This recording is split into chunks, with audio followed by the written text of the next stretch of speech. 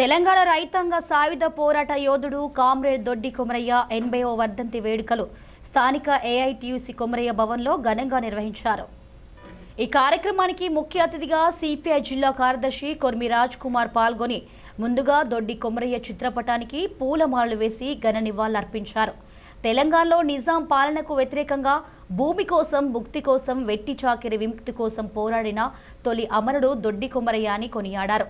ఆనాటి అమరుల త్యాగాలను స్మరించుకుంటూ దొడ్డి కొమరయ్య ఆశయాలను నేటి తరం కొనసాగించాలని ఈ సందర్భంగా రాజ్ కుమార్ పిలుపునిచ్చారు. ఈ కార్యక్రమంలో సిపిఐ పట్టణ కార్యదర్శి సొత్తుకు ప్రవీణ్ కుమార్, ఏఐఎస్ఎఫ్ జిల్లా కార్యదర్శి నేరెళ్ల జోసెఫ్, నాయకులు గోలి లావణ్య, గంప శ్రావణి, ఉల్లేరావు బన్నీ, పీక రవి, పోతుగంటి స్వప్న, సుభద్ర, శ్రీలత, మట్టి నాగమణి, గణేష్, దొగ్గల చరణ్ తేజ్ తదితరులు పాల్గొన్నారు. భారత కమ్యూనిస్ట్ పార్టీ జిల్లా కేంద్రంలో దొడ్డి కొమరయ్య గారి 80వ వర్ధంతిని జరుపుకున్న సందర్భంలో ఆయన వారసత్వం పునికిపుచ్చుకున్న ఈరోజు నాయకులు కానీ లేకపోతే పార్టీ శ్రేణులు కానీ ఆయన విడిచి వెళ్ళిన భావితరాలకు సంబంధించిన మార్గదర్శకాలను అందిపుచ్చుకొని వారు వదిలిపెట్టిన ఏదైతే సంపదను ఈరోజు ఈ దేశం కోసం ఏదైతే వాళ్ళ త్యాగాలను దేశానికి చెప్పాల్సిన అవసరం ఎంతైనా ఉన్నది.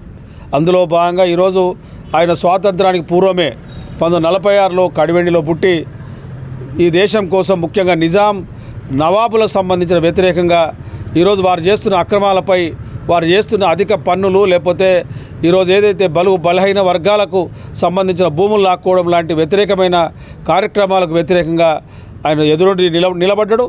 ఆనాడే ఆయనను తొలి అమరవీరుడిగా ఈరోజు మనమందరం పేర్కొంటా ఉన్నాం. కాబట్టి ఈరోజు ఆయన వర్ధంతి సందర్భంగా మనమంతా ప్రతినబూనాలి. ముఖ్యంగా ఈ దేశంలో అనేక సమస్యలు పేర్కొని పోయి ఉన్నాయి. ముఖ్యంగా తెలంగాణ రాష్ట్రంలో ఈరోజు వాస్తవంగా చెప్పాలంటే మన రాజ్యాంగంలో పొందుపరిచిన ఏదైతే ప్రాథమిక హక్కులకు భాగంగా నివసించే హక్కు, మాట్లాడే హక్కు, పనిచేసే హక్కు, చదువుకునే హక్కు లాంటి ప్రాథమిక హక్కులు కూడా ఈరోజు ఈ భారతదేశం మనకి ఇవ్వలేని పరిస్థితి ఉన్నది. ఈరోజు మనం చూద్దాం, ఈరోజు మాట్లాడేటోళ్ళు ఎవరైనా ఈరోజు మాట్లాడి ప్రశ్నిస్తే తీసి లోపలేసి నరకం చూపెట్టే పరిస్థితులు కనబడుతూ ఉంది. ఇలాంటి స్వేచ్ఛ లేని ఈరోజు ఈ దేశంలో మళ్ళీ పోరాటాలకు దొడ్డి కొమరయ్య వారసత్వాన్ని పుణుకుపుచ్చుకొని పోరాటాలకు సిద్ధం కావాలి. ఒకవైపు ఈరోజు ఈ రాష్ట్రంలో కూడా మనం చూసినట్టయితే ఈరోజు గుడిసెలు లేని వాళ్ళు, భూమి లేని వాళ్ళు చాలామంది ఉంటే ప్రభుత్వమే స్వయంగా ఆనాడు ప్రభుత్వం డబుల్ బెడ్రూమ్ అన్నది, ఈనాడు ప్రభుత్వం ఇందిరా మిల్ అన్నది మేము స్వయంగా చెప్తా ఉన్నాం. ఈరోజు మీరు ఇయ్యలేని పరిస్థితిలో ఉన్నారు కాబట్టి ఎక్కడైతే ప్రభుత్వ భూములు ఉన్నాయో వాటిని కమ్యూనిస్టు పార్టీ ఆధ్వర్యంలో పేదలు గుడిసెలేసుకున్నారు. ఎందుకంటే మేము గమనించినాం, మీరు ఇస్తారని చెప్పి మీరు వేస్తారని చెప్తే నమ్మకాలు పోయినాయి. కాబట్టి పార్టీ ఈరోజు నిర్ణయం తీసుకొని ఈరోజు ప్రభుత్వ భూములలో ఈరోజు గుడిసెలేసుకున్న వారికి వాస్తవంగా మీ ఇందిరా మిల్లు ఇవ్వండి, మీరు ఏ జాగ ఇస్తారో అది ఇవ్వండి. మీరు 5 లక్షల రూపాయలు ఇల్లు కట్టుకోవడానికి ఇస్తే ఇక్కడ జాగ ఉంది. అలాంటి కార్యక్రమాలు చేస్తే మళ్ళీ ప్రభుత్వాలు మీ వైపు చూస్తారు తప్ప, లేకపోతే ఏదైతే మాకు ఈ యొక్క పోరాట సంస్కృతిని నేర్పిన దొడ్డి కొమరయ్య గారి ఏదైతే ఉందో దానికి సంబంధించి మళ్ళీ మేము ఫైటింగ్ దిగాల్సి వస్తుంది. అందుకనే రేపు 6వ తారీఖున హైదరాబాద్లో ఇందిరా పార్కులో రేపు ఇంట్లో ఉన్న వారికి పట్టాలు, ఈ 2 అంశాల మీద రేపు హైదరాబాద్ ఇందిరా పార్కులో పోరాటం చేయబోతా ఉన్నాం. దానికి వేలాదిగా తరలి రావాలి. ఇప్పుడు చూసినట్టయితే ముఖ్యంగా జయశంకర్ జిల్లాలో కార్మాస్ కాలనీ, లేకపోతే జవహర్ కాలనీ, లేకపోతే కృష్ణా కాలనీ, సుభాష్ కాలనీలో ఎప్పటి నుంచో నివాసం ఉంటా ఉన్నారు. వాళ్ళకి ఇంతవరకు పట్టాలు లేవు.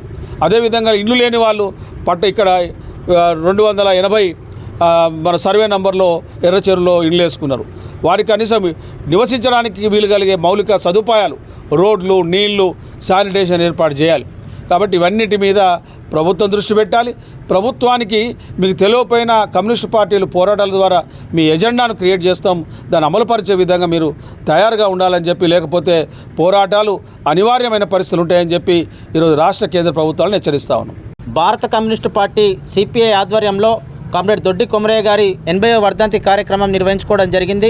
ఆనాడు భారతదేశానికి స్వాతంత్రం వచ్చిన తెలంగాణ హైదరాబాద్ సంస్థానానికి పూర్తిస్థాయి స్వాతంత్రం రాని సందర్భంలో ఈరోజు దొడ్డి కొమరయ్య గారు నిజాం పాలకుల వ్యతిరేకంగా భూమి కోసం, ముక్తి కోసం, మాతృదేశ విముక్తి కోసం సాగినటువంటి పోరాటంలో అనేక కార్యక్రమంలో పాల్గొన్నటువంటి వ్యక్తి దొడ్డి కొమరయ్య గారు.